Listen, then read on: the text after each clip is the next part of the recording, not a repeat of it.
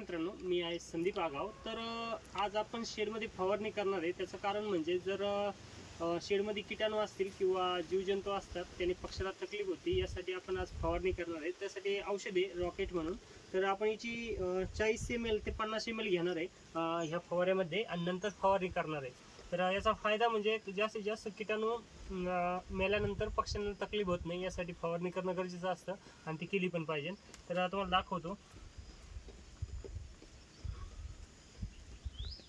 तर एवढ्या प्रमाणात आपण औषध घेतलंय, याच्यामध्ये टाकलेलं आहे. टाकल्यानंतर